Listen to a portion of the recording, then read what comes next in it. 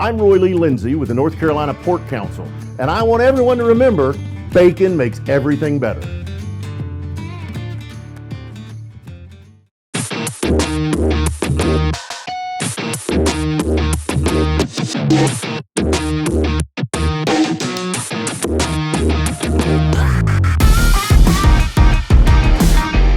Hey folks, David Glenn here at the ACC Tournament in Washington, D.C. with the North Carolina Sports Network, coming at you with ACC Tournament Fun Fact number 7.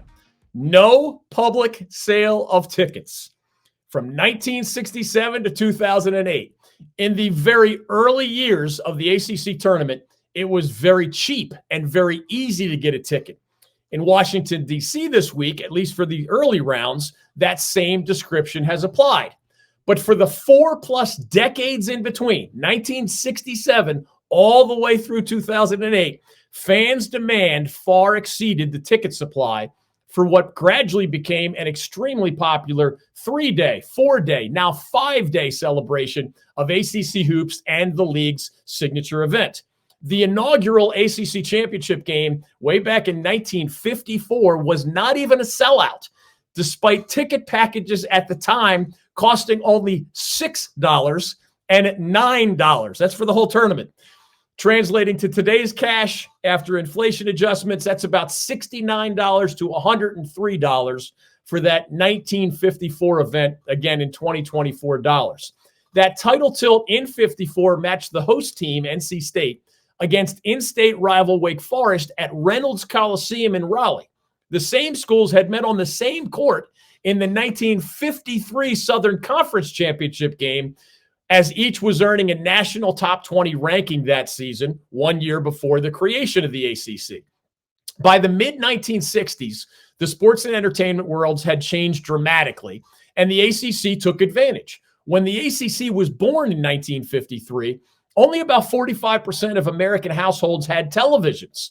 By 1962, just a decade later, that number had surpassed 90%, and it continued to rise, of course. Meanwhile, the Big Four schools, Duke, Carolina, State, Wake Forest in particular, they rose to the growing intensity of the TV spotlight, regularly producing teams that were nationally ranked and NCAA tournament participants. Carolina won the NCAA title in 1957 and returned to the Final Four under Dean Smith in 1967, 68, and 69. Duke under Vic Bubas, 1963, 1964, 1966. NC State way back in 1950. Wake Forest in 1962. All of these teams made those trips to the Final Four as the popularity of college hoops continued to grow.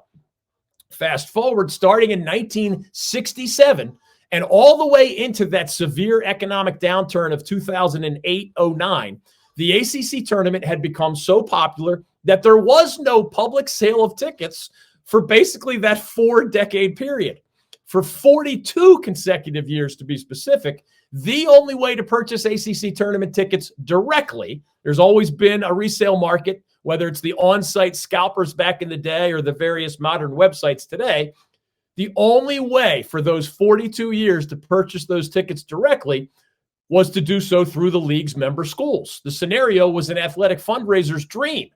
Boosters had to rank high enough with their annual or their lifetime contributions to guarantee themselves various benefits, including the option to purchase tournament tickets. The streak ended with the ACC tournament held in March of 2009. I was there, as America still was in recovery mode after more than a year of those difficult economic circumstances. In late February of 2009, about 2 weeks before the ACC tournament started, the ACC, for the first time in more than 4 decades, opened ticket sales to the general public, at the time with only upper deck options available. The 11-game tournament booklets back then were priced at $363 each. If you enjoy our content, please join the tens of thousands of people already following us and or visiting us on some combination of our ncsportsnetwork.com website. Again, that's ncsportsnetwork.com. Our Twitter, Facebook, Instagram, and other social media accounts, either at the NC Sports Net or at David Glenn Show, or both. Plus our brand new North Carolina Sports Network channel on YouTube, which you can always find at youtube.com/the NC Sportsnet. I'm David Glenn of the North Carolina Sports Network, coming at you from the ACC tournament in Washington, D.C.